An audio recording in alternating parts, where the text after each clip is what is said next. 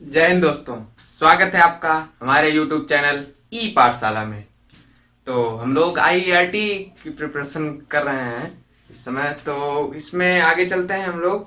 आज का हमारा जो टॉपिक है वो गुणनखंड, एक बहुत ही इम्पोर्टेंट टॉपिक है। ऐसा नहीं है कि इसका कोई क्वेश्चन आपको पर्टिकुलर क्वेश्चन हर पेपर में मिलेगा, ऐसी कोई जरूरी बात नहीं है। चलिए शुरू करते हैं। गुणनखंड, इसकी हिंदी होती है फैक्टराइजेशन।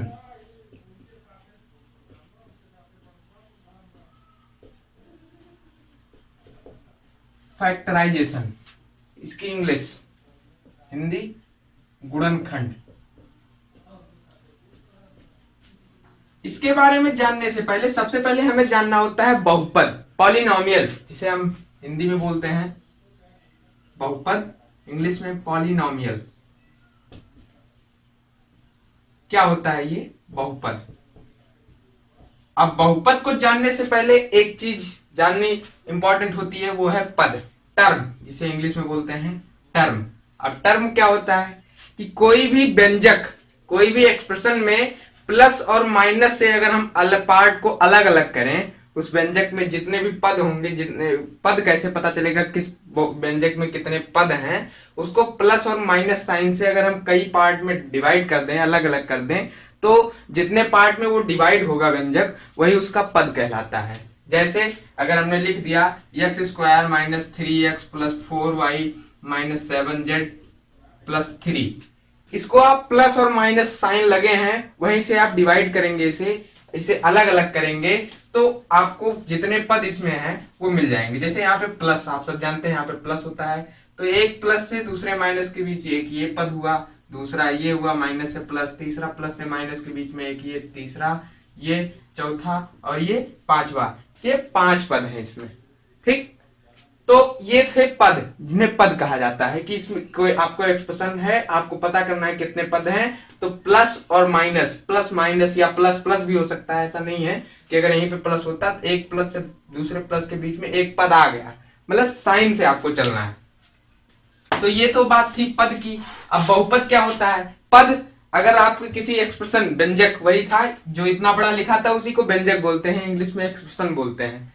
तो पद, अगर आपका पद एक ही है तो एक पद बोलते हैं। अगर दो पद हैं, जैसे 2x प्लस 3, इसमें दो पद हैं, तो ये द्विपद कहलाता है। अगर माइनस 3y या प्लस 3y ऐसे लिखा हो तो इसमें 3 पद हो गए, ये त्रिपद कहलाएगा। और ऐसे ही आगे बढ़ते जाएंगे। तो आप सब जानते हैं कि एक वचन, द्विवचन, उसके बाद बहुवचन, वैसे ही एक पद, द्विपद, उसके बाद फिर 3 या 3 से ज्यादा पदों की जब संख्या रहती है तो उसे त्रिपद बोला बहुपद बोला जाता है।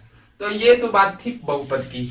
अब बहुपद के प्रकार जो आपके लिए इंपॉर्टेंट है, इंपॉर्टेंट का मतलब कुछ खास नहीं, लेकिन जानना जरूरी होता है। बहुपद के प्रकार, बहुपद के प्रकार कोई गिनती में नहीं होते हैं, बस उनकी घात पे डिपेंड करता है। अब बहुपद की घात क्या होती है? जैसे अभी हमने आपके पास सामने एक एक्सप्रेशन लिखा था, x plus 3y, x square plus 3y minus 3x plus 7z, ऐसे करके 7z प्लस 9। इसमें ये जो आपका एक्सप्रेशन है, इसमें कोई भी चर, मतलब इसमें कितने चर हैं आप सब जानते हैं, एक x चर हो गया, y चर हो गया, तीसरा z चर हो गया, 3 चर हैं वेरिएबल। चर में जो ऐसा चर जिसकी पावर हाईएस्ट हो, पूरे व्यंजक में पावर जिसकी हाईएस्ट हो, वही उस बहुपद का घात कहलाता है। ये एक्स स्क्वायर, ये द्विघात का है, द्विघात का बहुपद है। ऐसे ही अगर यहाँ पे लिखा होता एक्स की power 5 plus 5x cube minus 3x square plus 2, ये लिखा होता तो इसकी पावर 5 है। अगर यहीं पे 7 लिखा होता तो ये एक्स की मतलब ये घाई जो बहुपद है, इसकी ये 7 घात का बहुपद कहलाएगा। यहीं पे आगे अगर y की पावर 9 हो, तब ये मतलब नहीं कि x का ढूंढेंगे y का, y वेरिएबल है, x भी वेरिएबल है, लेकिन y की पावर ज्यादा है, इसलिए इसकी बहुपद की घात क्या होगी? 9। और इसी पे डिपेंड है आपका बहुपद के प्रकार। अगर घात 1 है, एक ऐसा बहुपद जिसकी घात 1 है, तो वो रैखिक बहुपद कहलाता है। सबसे पहली बात आती है जो आपको ध्यान रखना है, रैखिक रैखिक समीकरण आप लोग पढ़े होंगे, वो यहीं से होता है। बहुपद, रैखिक रैखिक बहुपद, इसको इंग्लिश में बोलते हैं लीनियर, और बहुपद की इंग्लिश पॉलिनोमियल। ठीक, तो रैखिक बहुपद जिसमें घात क्या हो बहुपद की, वो एक हो। रैखिक बहुपद जिसमें घात क्या हो, एक, जैसे x 3x प्लस 7 या 3x plus 2y minus 7z plus 9, या आप वेरिएबल चाहे जितने वेरिएबल रहे कोई दिक्कत नहीं है, लेकिन आपके जो वेरिएबल की घात हो वो मैक्सिमम घात कितनी होनी चाहिए, एक, तब आपको लीनियर कहा जाता है वो, या रैखिक बहुपद कहलाता है। ठीक, अगर घात दो हो, यहीं पे अगर बात करें, दूसरा जो होता है वो द्विघात बहुपद, द्विघातीय बहुपद या द्विघात बहुपद, इसको इंग्लिश में बोलते हैं क्वाड्रेटिक। क्वाड्रेटिक इक्वेशन आप पढ़े हैं, द्विघात समीकरण, क्वाड्रेटिक आपके आगे आएगा भी, क्वाड्रेटिक पॉलिनोमियल। इसमें क्या, इसमें यही जो आपके यहाँ पे घात एक थी, यहाँ पे घात इसकी दो होगी, घात इसकी दो रहेगी। तीसरा जो आपको, ऐसे आप जितने घात बढ़ाते जाएंगे प्रकार बढ़ते जाएंगे, लेकिन जो तीसरा है वो त्रिघात बहुपद कहलाता है।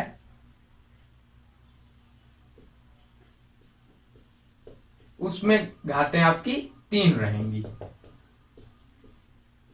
इसमें घात आपकी तीन रहेगी।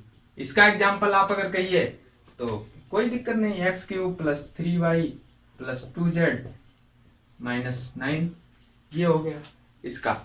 ठीक, ये थे बहुपद के प्रकार। इसकी इंग्लिश, त्रिघात बहुपद की इंग्लिश क्यूबिक, क्यूब से रिप्रेजेंट करते हैं तीन को। ठीक, तो क्यूबिक पॉलिनोमियल, ये हो गए बहुपद के प्रकार। अब आ जाते हैं आपके जो आपका जो आपका टॉपिक का नाम था फैक्टराइजेशन, गुणनखंड। क्या होता है बहुपद को, जैसे गुणनखंड को अगर आप दो भाग में तोड़िए तो एक हो गया इसका गुणा, गुणा से मतलब है, और दूसरा है खंड। खंड मतलब होता है तोड़ना, पार्ट में करना, तो तोड़ना, गुणा के फॉर्म में तोड़ना, इसका अनुवाद कह सकते हैं होता है। तो व्यंजक, आपका जो भी व्यंजक, अभी इतना कई व्यंजक लिखे थे, उन व्यंजक को गुणे के पार्ट में तोड़ना ही क्या कहलाता है, फैक्टराइजेशन। जैसे अभी आपका लिखा था x की power 7 plus 5x power 5 3x square plus 9। कोई जरूरी नहीं ये टूट जाए, मैं ये नहीं कह रहा हूं ये टूट जाएगा, लेकिन ये अगर आपका ये एक व्यंजक है और इसको आप तोड़ ले गए, गुणनखंड करना, इसका क्या हुआ कि इसको आप कोई दो तीन चार जितने में आप ऐसे पार्ट में गुणे के रूप में तोड़ ले जाइए, यही इसका गुणनखंड होता है। ठीक, प्रक्रिया इसकी तीन। अब फैक्टराइजेशन, किसी भी व्यंजक को फैक्टराइज करने के लिए, गुणनखंड उनका करने के लिए तीन इंपॉर्टेंट रूल होते हैं, विधि होती है, मेथड होते हैं, उन्हीं पे बात करते हैं हम लोग। चलते हैं, अभी तक आशा करते हैं कि सब कुछ आपको समझ में आया होगा। तो सबसे पहले जो इंपॉर्टेंट, सबसे सरल कह सकते हैं, सबसे जनरल यूज किया जाने वाला होता है वो कॉमन फैक्टर मेथड होता है। कॉमन फैक्टर मेथड,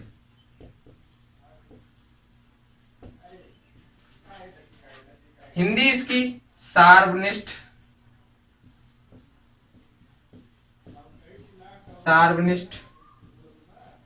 प्रक्रिया कह सकते हैं, सार्वनिष्ठ गुणन प्रक्रिया या प्रक्रिया। ठीक, इसमें क्या होता है, इसमें जो भी आपका व्यंजक रहेगा उसमें आप कुछ कॉमन लेंगे, कुछ ऐसा उसमें सेट करेंगे कि वो आप कॉमन ले लीजिए उसमें से।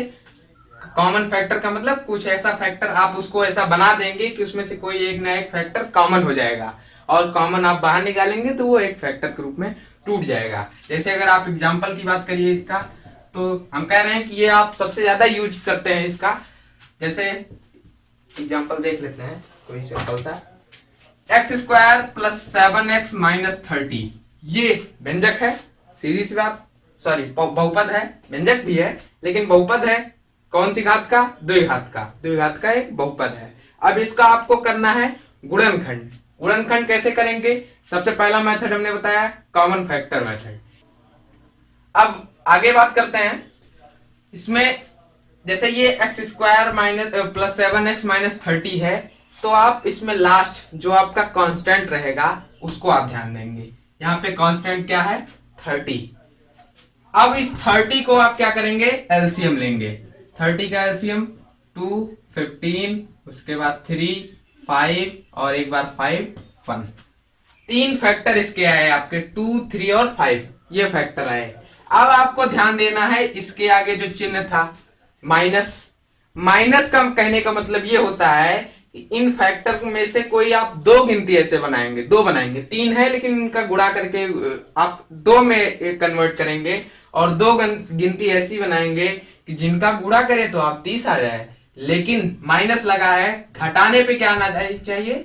7। जैसे आप इन दोनों की गिनती का गुणा कर लीजिए, 2 3 6 और ये बना 5। 6 और 5 का गुणा करेंगे 30 आएगा, लेकिन घटाएंगे क्योंकि माइनस लगा। घटा क्यों रहे? क्योंकि इसके आगे माइनस लगा है। घटाने पे क्या 7 आएगा? 6 में से 5 घटाएंगे 7 कभी नहीं आएगा, 1 आएगा। तो अभी हमने ये तो लिया। अब हम चलते हैं इनको और इनको ले लेते हैं। 2 पंचे 10, ये तो 10 हो गया। दूसरी गिनती क्या है? 3।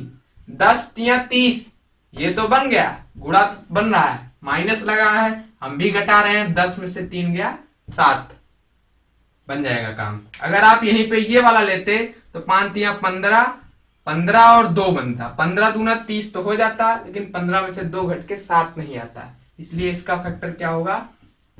X square. अब आप क्या करेंगे? इस 10 को इस 7 को 10 माइनस 3 जो आप यहाँ पे घटा रहे थे उसी से रिप्लेस कर देंगे। 10 माइनस 3 माइनस 3 30, यहाँ पे x था वो हमने x लिख दिया। अब आप इसको गुणा कर लेंगे।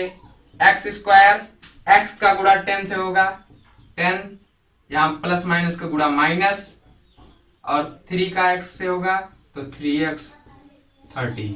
अब यहाँ पे x x दोनों में कॉमन है। हमने क्या बताया था आपसे कि एक ऐसा कुछ आप ऐसा अप्लाई करेंगे जिसमें आपको कॉमन देखने लगेगा। यहाँ पे x दोनों में कॉमन है, x कॉमन लेंगे, बचेगा क्या? x plus 10। यहाँ पे 3 देखेंगे आप, दोनों में कॉमन है, और साथ में माइनस साइन भी कॉमन है, माइनस साइन 3। अब जब माइनस साइन कॉमन हो गया तो बचेगा क्या अंदर में? प्लस, और प्लस को हम लिखते नहीं है। और क्या बचा? x। यहाँ पे भी माइनस साइन कॉमन ले लिए हैं, बचेगा प्लस। 3 कॉमन ले लिए हैं तो बचेगा क्या?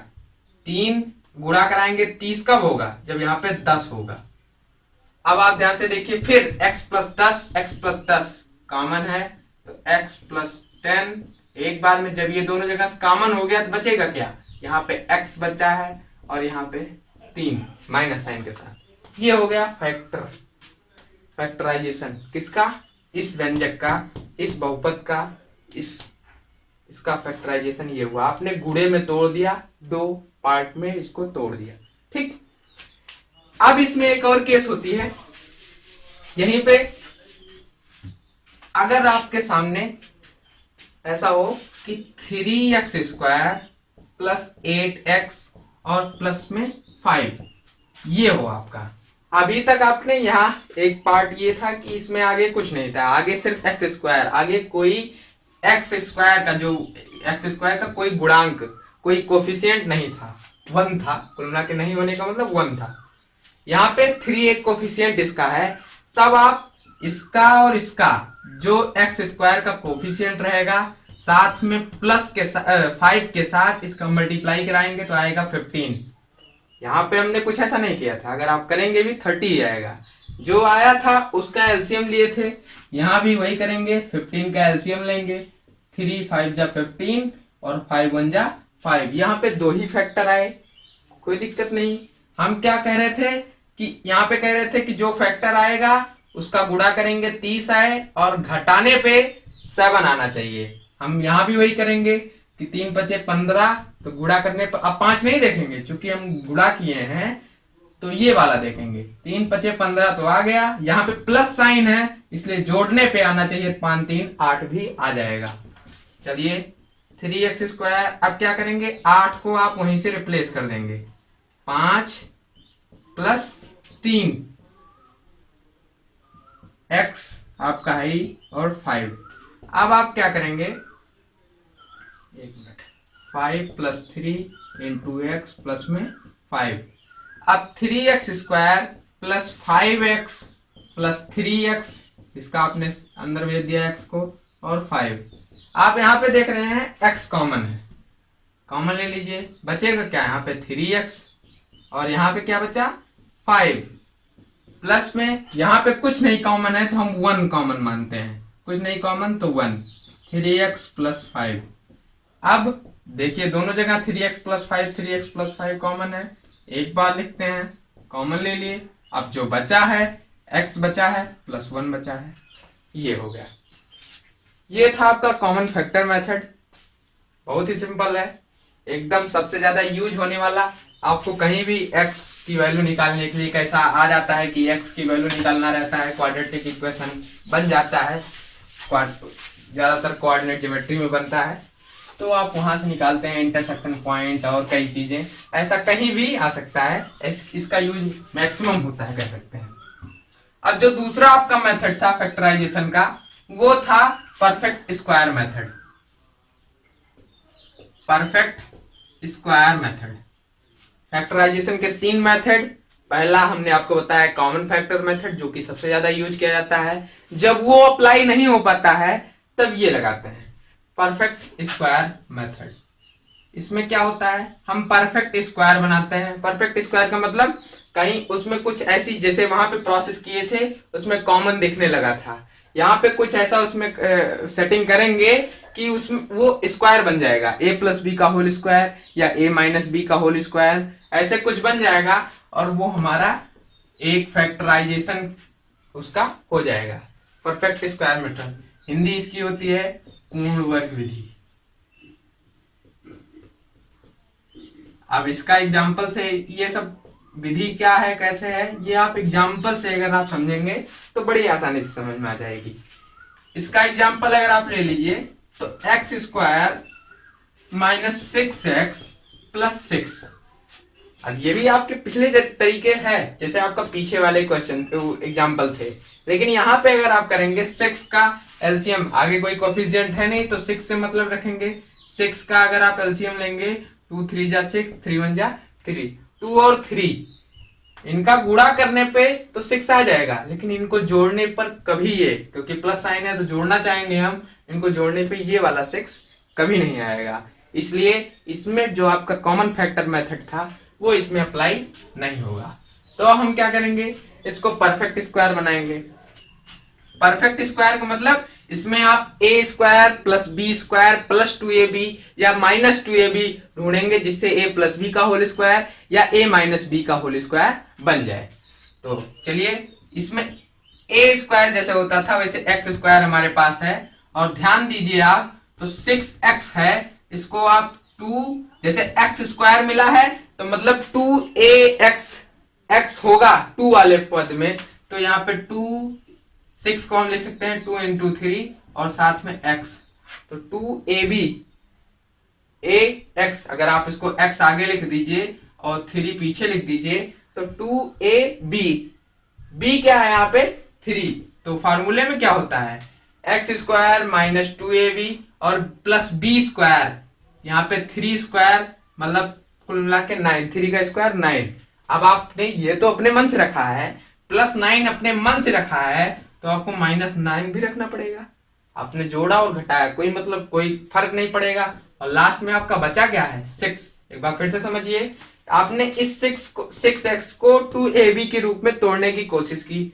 2a आपका x² था, a मतलब a² के रूप में x² था, तो आपने x को a के रूप में रखा, a बचेगा जो वो आपने रखा 3। आपने 3 देख के ये डिसाइड किया कि 3 का स्क्वायर रहा होगा कहीं, 3 का स्क्वायर जब आपने अपने मन से रखा तो उसके साथ उसका घटा, उसका -3² भी आपको मन से रखना पड़ेगा, तभी तो वैल्यू बराबर रहेगी। उसके बाद प्लस 6 आपका। अब ये a² minus 2ab plus b², ये बन गया x माइनस 3 का होल स्क्वायर। बचेगा क्या, ये -9 प्लस 6 बचेगा क्या -3, अब ये अब यहीं पे आपका ये फैक्टराइजेशन नहीं हुआ है, अभी तो आपका वही सेम था, अभी कुछ आपका फैक्टराइजेशन मतलब गुणे के रूप में बन जाए। अब ये x माइनस थ्री का होल स्क्वायर है, अब इसमें हम a माइनस बी का होल स्क्वायर, पहले a प्लस बी का होल स्क्वायर बनाने की कोशिश करेंगे, a माइनस बी का होल स्क्वायर बनाने की कोशिश करेंगे, जो बचेगा उसमें a square minus B square बनाने की कोशिश करेंगे। अब ये a स्क्वायर के रूप में तो है, माइनस बी स्क्वायर बनाने के लिए रूट थ्री का स्क्वायर कर देंगे, इसे थ्री को रूट थ्री का स्क्वायर लिख सकते हैं आराम से, कोई दिक्कत नहीं है। अब ये बन गया a square minus B square, a square minus B square का सूत्र क्या होता है, a minus b a plus b, x minus three और उसके बाद plus b, a plus b into a minus b, ये हो गया। एक बार और तोड़ लेते हैं, थोड़ा और अच्छे इसको ढंग में लिखते हैं, x यहां से माइनस कॉमन लेंगे तो थ्री माइनस रूट थ्री, ये हो गया। दूसरा यहाँ पे x, यहां भी माइनस कॉमन लेंगे तो यहाँ पे क्या बचेगा, थ्री प्लस रूट थ्री। ये देखिए आपका व्यंजक ऐसे था और आपने तोड़ दिया इसको गुणे के रूप में, दो पार्ट में कर दिया, यही होता है फैक्टराइजेशन, ये होता है गुणनखंड। तीसरा जो होता है वो होता है शेषफल प्रमेय, इंग्लिश रिमाइंडर थ्योरम।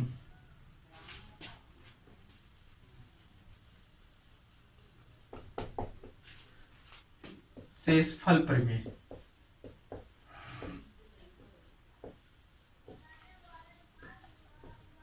सबसे पहली बात ये ध्यान रखनी है, शेषफल प्रमेय जो होती है ये आपको लगभग हम कह सकते हैं 95% 95% से ज्यादा आपको क्यूबिक इक्वेशन में आपको जरूरत पड़ेगी। एक्स क्यूब, ए क्यूब, जेड क्यूब, कुल मिला के वेरिएबल का क्यूब जब आपको मिलेगा और उसको फैक्टराइजेशन करना रहेगा तो आप शेषफल प्रमेय का यूज करेंगे। जैसे अगर आपका स्क्वायर में रहेगा तो आप पहले से लगाइएगा, नहीं होगा दूसरे से ट्राई करिएगा और हो जाएगा।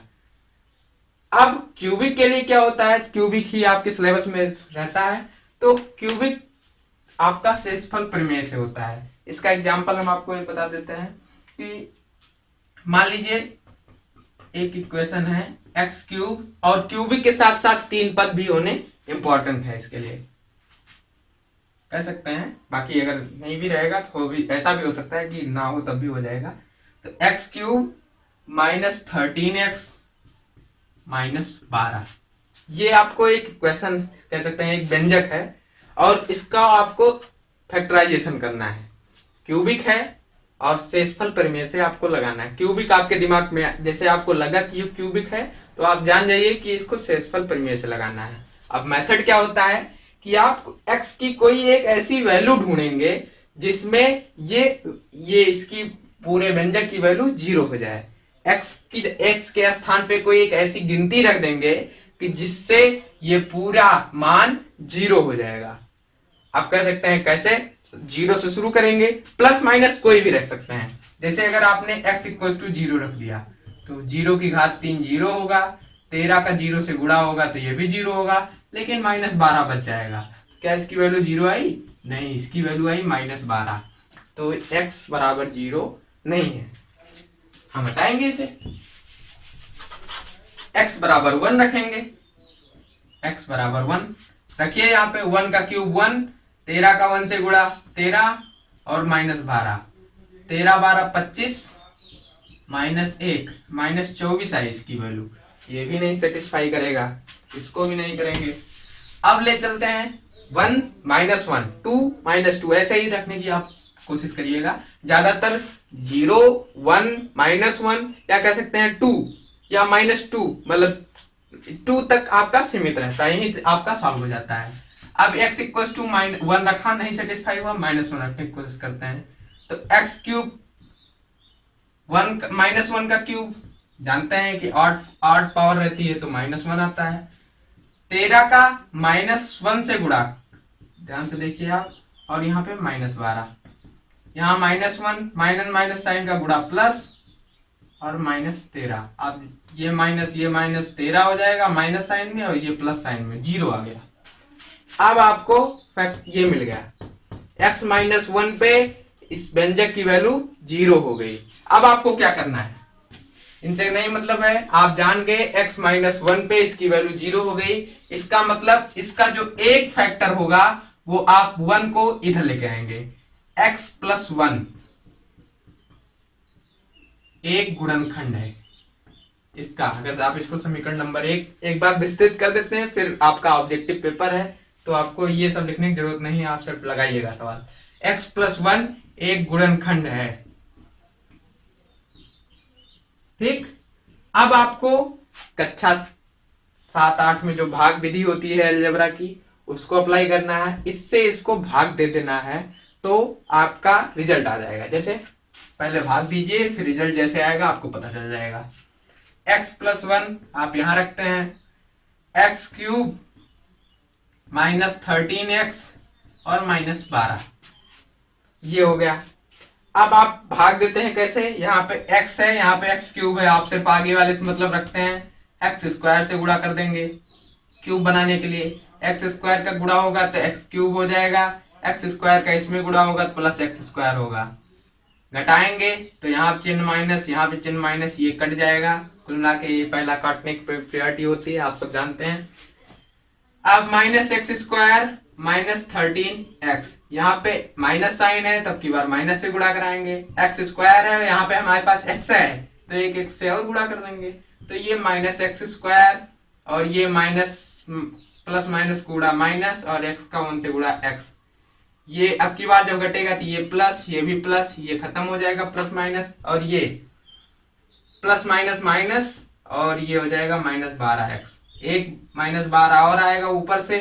अब ये बचा है, यहाँ पे x तो हमारे पास है, हमारे पास माइनस 12 नहीं है तो माइनस 12 से ही गुणा कर लिए, तो ये माइनस 12x हो गया। और ये प्लस माइनस माइनस 12, ये देखिए जब आप घटाएंगे तो ये दोनों चिन्ह बदल जाएंगे, ये खत्म हो जाएगा 0, कुल मिला के कट गया। अब ध्यान दीजिए, आप कहीं आपके पास ऐसे लिखा हो 15, अब आपने 3 से उसे भाग दिया, 3 15 भाग दिया, 3 पचे 15। ध्यान दीजिएगा क्यों बता रहे हैं, अभी यहीं से कॉन्सेप्ट क्लियर हो जाएगा। अब आपने 15 को 3 से भाग दिया तो क्या आया 5, तो आप देख सकते हैं ये 3 गुणे ये 5 बराबर ये है ना, जिसको आपने भाग दिया था 15। वही सेम कॉन्सेप्ट अप्लाई करेंगे, भाज्य बराबर भाजक गुणे भागफल, वही ठीक। 15 ये है तो हम लिख सकते हैं यहां से x cube minus 13x minus 12 बराबर जिससे हमने भाग दिया था ये है x प्लस 1, और जो हमारा आंसर आया था भागफल ये है x square minus x minus 12, ये आ गया आपका। देख सकते हैं आपने तोड़ दिया, ये था आपके पास, आपने इसको 2 पार्ट में तोड़ दिया। लेकिन अगर आप ध्यान से देखिए तो ये x square minus x minus 12 हो सकता है ये कॉमन फैक्टर मेथड से, या दूसरा जो आपका था परफेक्ट स्क्वायर मेथड से टूट जाए। तोड़ने की कोशिश करते हैं, ऊपर कहीं हम लोग अलग सॉल्व करते हैं। यहाँ पे हमारे पास है एक्स स्क्वायर माइनस एक्स और माइनस 12। सबसे पहले आप वही कॉमन फैक्टर मेथड देखते ही अप्लाई करेंगे, कोई कोफिशिएंट नहीं है एक्स स्क्वायर का। 12 का एलसीएम 2 छंग 12, 3 2 जा 6, सॉरी 2 3 जा 6 और 3 1 जा 3। 3 फैक्टर हैं, इनको आपको 2 के रूप में बनाना है। मल्टीप्लीकेशन 12 आना चाहिए और यहाँ पे सब्ट्रैक्शन कितना आना चाहिए 1। यहाँ पे कुछ नहीं है तो 1 है, ठीक। तो आप 2 दूना 4 और ये 3, 4 3 12, गुणा तो 12 आ रहा है, क्या घटाने पे 1 आ रहा है, बिल्कुल आ रहा है। तो एक्स स्क्वायर माइनस 1 जो यहाँ पे है उसकी जगह पे 4 माइनस 3 लिख सकते हैं, एक्स माइनस 12। अब एक्स स्क्वायर यही एक्स का अंदर, यहाँ पे माइनस चिन्ह से भी गुणा होगा, माइनस यहाँ पे अंदर प्लस से गुणा होगा, प्लस माइनस माइनस 4, इधर से एक्स आएगा, ये माइनस का इस माइनस से गुणा होगा प्लस, और यहाँ पे 3 है ही और साथ में एक्स आएगा और माइनस 12। अब आप देखिए यहाँ से x कॉमन है तो x माइनस 4, यहाँ पे 3 कॉमन था तो x माइनस 4, दोनों जगह फिर x-4 कॉमन है, तो x-4 और x+3। क्या इतनी की जगह पे इतना आप लिख सकते हैं? बिल्कुल लिख सकते हैं। तो ये इसका फैक्टराइजेशन क्या है? x+1 x-4 और x+3। ये हो गया आपका फैक्टराइजेशन। आपका ये जो था इसको आपने 3 फैक्टर में तोड़ दिया, ये भी फैक्टराइजेशन हुआ। तो यही थे आपके गुणनखंड से रिलेटेड जो भी आपका इंपॉर्टेंट पॉइंट था। बहुत ही इंपॉर्टेंट है, कहीं ना कहीं आपके पेपर में ये आप 100% जान लीजिए कि चाहे जिस साल का पेपर उठा के देख लीजिए, अगर आप फर्स्ट टू 75 क्वेश्चन लगाएंगे, केमिस्ट्री छोड़ दीजिए, तो फिजिक्स और मैथ्स का जो भी पोर्शन रहेगा कहीं ना कहीं आपको इसका यूज मिल जाएगा। तो बहुत ही इंपॉर्टेंट टॉपिक है, आप बिल्कुल ध्यान रखिए। फैक्टराइजेशन कैसे करते हैं आप ध्यान से समझ लीजिए। अगर कोई समस्या हो तो बिल्कुल पूछिए, कमेंट करिए। मिलते हैं आपको नए वीडियो में नए टॉपिक के साथ, तब तक के लिए जय हिंद।